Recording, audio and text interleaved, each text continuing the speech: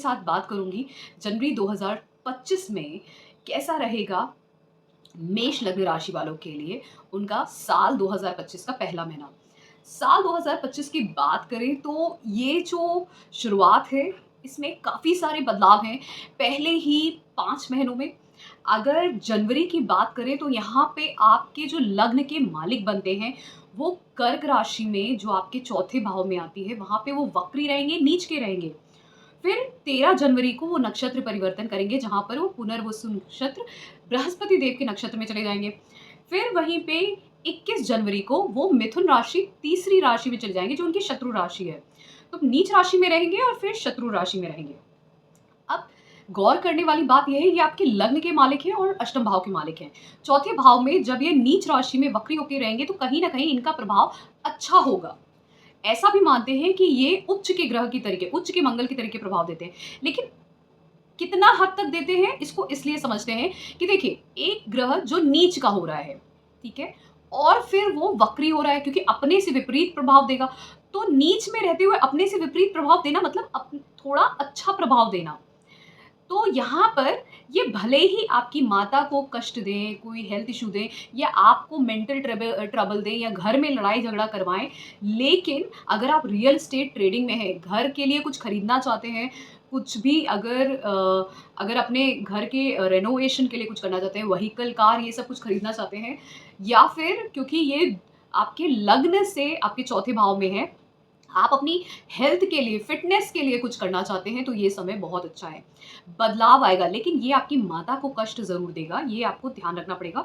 और कहीं न कहीं आपको थोड़ा-सा मेंटल टेंशन हो गया, थोड़ा-सा क्योंकि घर में कुछ ऐसी चीज़ें इश्यू हो सकती हैं जिसकी वजह से ऐसा होगा कि ये आपका चौथा भाव आपकी खुशियों का है, घर परिवार का है, माता का है, तो वो डिस्टर्ब होगा, लेकिन बाकी और सब चीज़ें अच्छी हो सकती हैं।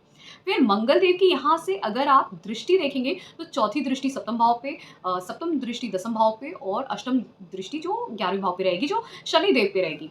अब यहाँ पर रहते हुए मंगल देव जब आपके सप्तम भाव को देखेंगे चौथी दृष्टि से, तो वहाँ पे तुला राशि आती है। अब तुला राशि में तो कोई भी उस वक्त ग्रह नहीं होंगे, लेकिन अगर हम ध्यान दें कि मकर राशि में, तो मकर राशि में उस वक्त सूर्य देव होंगे, साथ में मकर राशि में बुध देव की भी एंट्री हो जाएगी 24 जनवरी से।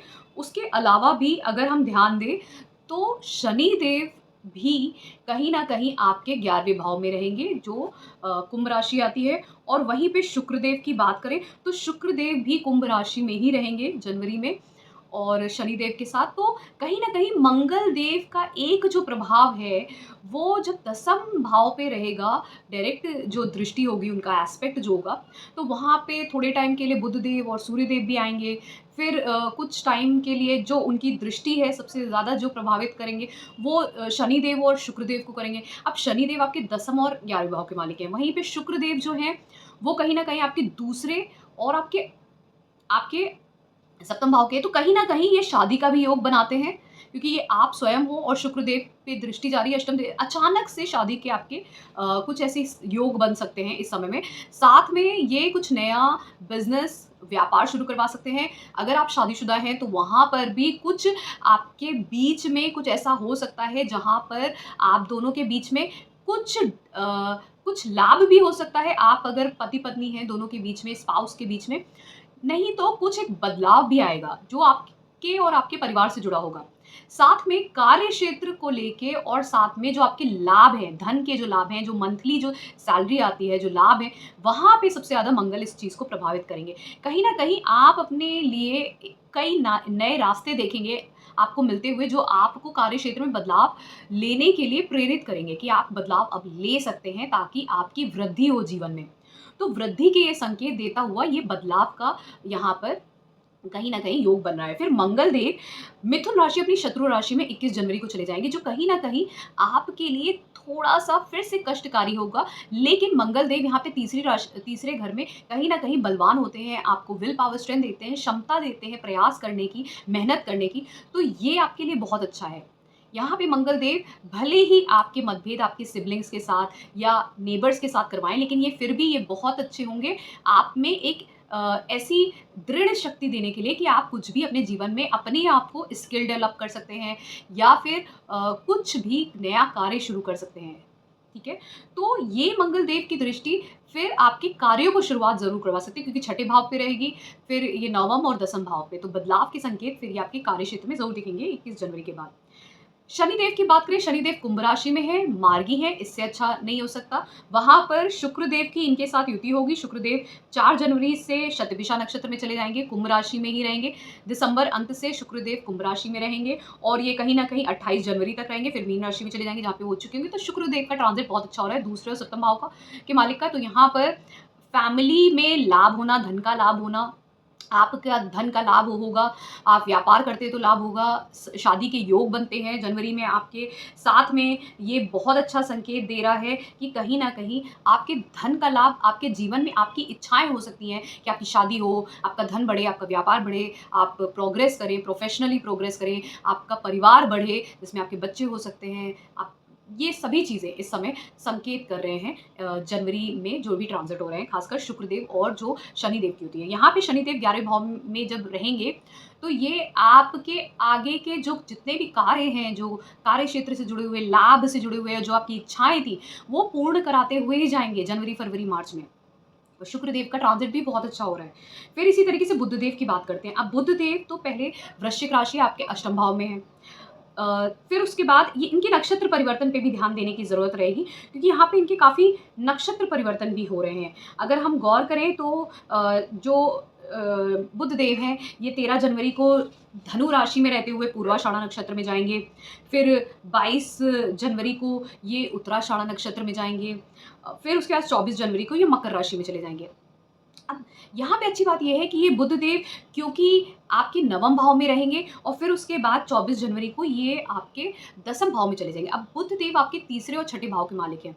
ये कहीं न कहीं आपके उपजय भाव के मालिक हैं। तो नवम भाव में जाएँगे तो ये आपके पिता के लिए अच्छा है। उनके जीवन में जो इच्छाएँ थीं और उन इच्छाओं को अपने कार्य क्षेत्र में लाभ के लिए प्रयास कर रहे थे, या उनका कोई कोर्ट केस, लिटिगेशन हो, कोई प्रॉपर्टी फँसी हुई थी लोन में, इस तरीके की चीज़ें थी, तो वहाँ पे उनको लाभ हो सकता है, क्योंकि ये छठा भाव उनके लिए उनका कार्य क्षेत्र है। तो पिता के लिए ये बहुत अच्छा समय दिखता है। ख़ासकर आप कुछ नया शुरू कर सकते हैं, या तो हायर एजुकेशन या जीवन में कुछ बदलाव हो जहाँ पे ट्रैवल भी हो रहे हैं। तो ये आपके लिए भी बहुत अच्छा संकेत है। बस हेल्थ पे ध्यान देना है। किसकी हेल्थ पे? पिता की हेल्थ पे ध्यान देना है। यहाँ पर फिर 24 जनवरी से जैसे ही बुधदेव दसम भाव में जाएँगे तो ये भी अच्छा है। ये भी बहुत सारे बदलाव की बात करता है कार्य क्षेत्र में, लेकिन कहीं न कहीं ये अच्छा संकेत दिख रहा है यहाँ पर।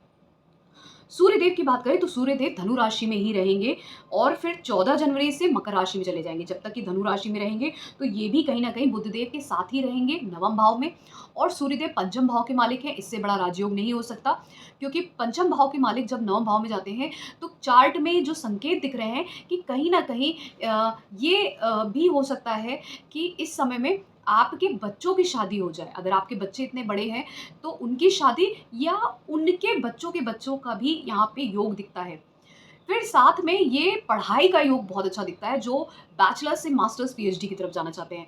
जो लोग ऑकल्ट साइंस में कुछ भी कर रहे हैं, उनके लिए अच्छा है। जो टीचिंग लाइन में हैं, उनके लिए बहुत अच्छा है, एकेडमिक्स के लिए बहुत अच्छा है। तो ये समय बहुत अच्छा है और पदोन्नति का दिखाता है, क्योंकि पंचम भाव हमारे जो पोज़ीशंस हैं, पद हैं, उनका है। जब वो नवम भाव में जाते हैं तो आपको भाग्य से पदोन्नति हो सकती है। फिर उसके बाद यही जब सूर्यदेव मकर राशि में चले जाएँगे 14 जनवरी से, तो मकर राशि में जब वो रहेंगे आपके दसम भाव में, तो वहाँ पे वो दिग्बली होते हैं। अब जब सूर्यदेव दसम भाव में जब दिग्बली होते हैं, तो वहाँ पर अगर आप गौर करेंगे, तो कहीं न कहीं मंगल देव भी जो यहाँ पर इस वक़्त चौथे भाव में होंगे, वो उनको दृष्टि देंगे। अब जब ये दृष्टि देंगे, तो मंगल देव ऑलरेडी अपने उच्च की राशि को दृष्टि दे रहे हैं, जहाँ पे सूर्यदेव है। तो ये बहुत अच्छा समय होगा, ख़ासकर पदोन्नति के लिए बहुत अच्छा समय है, ख़ासकर आपके बच्चों के लिए बहुत अच्छा समय है, उनकी एजुकेशन, आपकी एजुकेशन के लिए, आपकी इच्छाएँ पूर्ण हो सकती हैं, आपको कोई जीवन में पद मिल सकता है, इसके लिए समय दिखाता है। और वहीं पे बुधदेव भी जब 24 जनवरी से मकर राशि में आ जाएँगे और सूर्यदेव के साथ युति करेंगे, तो भी वो समय बहुत अच्छा होगा। बुधादित्य योग बनेगा दसम भाव में, इससे अच्छा और नहीं हो सकता। बहुत अच्छे आपको फ़ायदे मिल सकते हैं इसके। अब बृहस्पति देव की बात करें, बृहस्पति देव वक्री है और दूसरे भाव में है। बृहस्पति देव जब भी वक्री होते हैं, तो कहीं न कहीं उनके अंदर वो चेष्टा बल होता है कि वो आपको दूसरे भाव के भी फल देंगे, साथ में पहले प्रथम भाव के भी फल देंगे। यहाँ पर दूसरे भाव में आपकी परिवार की वृद्धि, धन की वृद्धि, खुशियों की वृद्धि, खाना-पीना बहुत ज़्यादा शुरू कर सकते हैं, पार्टी बहुत हो सकती है, एन्जॉय कर सकते हैं, इस तरीके की भी चीज़ें हैं। ध्यान देने वाली बस बात ये रहेगी, क्योंकि ये छठे भाव को भी दृष्टि देंगे यहाँ से, तो हेल्थ का ध्यान रखिएगा। हेल्थ पे ध्यान रखने की सबसे ज़्यादा ज़रूरत रहेगी। बाकी ये बृहस्पति देव बहुत अच्छा करने वाले हैं, आपके नए-नए रास्ते खोल सकते हैं धन के लिए, और आपके जीवन में जितनी भी इच्छाएँ हैं, क्योंकि उपचय भाव भी एक्टिवेटेड हैं, तो उपचय भाव जब भी एक्टिवेटेड होते हैं, तो इच्छाओं को पूर्ण जो भी आपकी इच्छाएँ हैं, उनकी पूर्ति के लिए आपको बहुत सारे रास्ते मिलते हैं। अब उन रास्तों में आप किस तरीके से जाते हैं, सही दिशा की तरफ जाते हैं या गलत दिशा पे? क्योंकि छठा भाव षडरिपु का भी है। वहाँ पे जो लोग गलत दिशा में चले जाते हैं, तो उनके लिए फिर बहुत सारी विपदाएँ और बाधाएँ आती हैं, और शायद वो गलत डायरेक्शन में जाने की वजह से बहुत कुछ जीवन में अपने नुकसान भी झेलें गलत डायरेक्शन में। लेकिन यही आपको बिलियनेयर, मिलियनेयर भी बना सकता है। डिपेंड करता है आपके चार्ट में कितना धनी हो गए और कितनी सफलताएँ हैं। तो ये बहुत अच्छा समय है। बृहस्पति देव दसम भाव में भी दृष्टि दे रहे हैं, बदलाव की बात कर रहे हैं, तो ये इसको आपको यूटिलाइज़ करना चाहिए। शुक्रदेव की बात मैंने पहले ही की, वो शनिदेव के साथ रहेंगे आपके 11वें भाव में, इससे अच्छा समय नहीं हो सकता है। आपको लाभ, धन का लाभ सबसे ज़्यादा दिखता है। राहु केतु आपके 12वें और छठे भाव में। राहु कहीं न कहीं जब 12वें भाव में होते हैं, तो विदेश यात्रा के संयोग ज़रूर बनते हैं, विदेश यात्रा ज़रूर होती है, और ख़ासकर क्योंकि उसका जो डिस्पोज़िटर है, वो दूसरे भाव में है, तो धन की बात करता है, धन वृद्धि की बात करता है, धन आने की बात करता है। कहाँ से? विदेशों से। एमएनसी हो गया, कोई मल्टीनेशनल कंपनी, कोई आप ऐसा बिज़नेस करते हैं जिसमें शेयर मार्केट ट्रेडिंग, कोई सोशल मीडिया का काम करते हैं, जिस भी तरीके से, पर आपको विदेश से लाभ होना, आप स्पिरिचुअलिटी से लाभ होना, डॉक्टर हैं, इंजीनियर हैं, एमएनसी में काम करते हैं, इन सभी चीज़ों से आपको लाभ होना। फाइनेंशियल चीज़ों में काम करते हैं, जो आप इन्वेस्टमेंट किए जाते हैं, उन सब चीज़ों में भी आपको लाभ होना, इसके संकेत दिखते हैं। केतु देव छठे भाव में रहते हुए कहीं न कहीं आपके डेली लाइफ में डिस्टर्बेंस क्रिएट करते हैं, लेकिन ध्यान देने वाली बात ये है कि बृहस्पति देव भी उनको दृष्टि दे रहे हैं, तो कहीं न कहीं चीज़ें सँभल जाएँगी। फिर बाद में जब मंगल देव भी दृष्टि देंगे, जो आपके 21 जनवरी से होगा, तो आपको कुछ चीज़ों में ध्यान इसलिए देना होगा, क्योंकि यहाँ पर कट, बर्न, सर्जरी के इंडिकेशन दिखते हैं। कहीं न कहीं आप कोई प्रॉपर्टी को कोई भी प्रॉपर्टी खरीद सकते हैं, लोन पे ले सकते हैं, रेंट पे ले सकते हैं, इस टाइप इस तरीके की चीज़ें दिखती हैं। बाय कर सकते हैं, वो भी दिखता है, रेंट पे दे सकते हैं, खुद ले सकते हैं, लोन भी ले सकते हैं, ये सभी चीज़ें दिखती हैं प्रॉपर्टी के लिए 21 जनवरी के बाद से। और वहीं पे आपको कट, बर्न, सर्जरी होने के भी यहाँ पे संकेत दिखते हैं। अब इसको संक्षेप health, wealth, marriage, relationship, career के लिए बात करते हैं।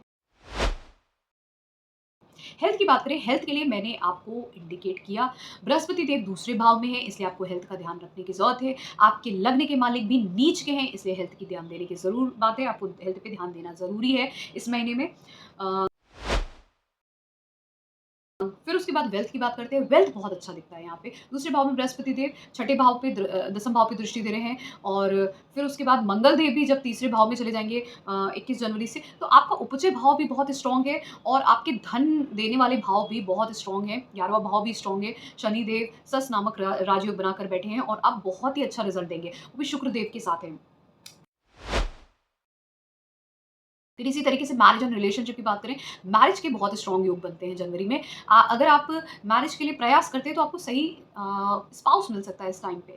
तो ये बहुत अच्छा टाइम है, और जो मैरिड हैं, जिनकी मैरिज हो रखी है, उनके लिए भी ये समय काफ़ी अच्छा है, क्योंकि जो मंगल देव हैं, वो कहीं न कहीं पहले 21 जनवरी से पहले तक अष्टम दृष्टि जो है उनकी शुक्र देव पे रहेगी। तो कहीं न कहीं थोड़ा बहुत आप दोनों के बीच में एक ट्रांसफ़ॉर्मेशन, एक अट्रैक्शन भी हो सकता है, एक ट्रांसफ़ॉर्मेशन भी आ सकता है, लेकिन वो बहुत ही अच्छा होगा, पॉज़िटिव होगा आपके घर के लिए, आपके लिए, आपकी शादी के लिए।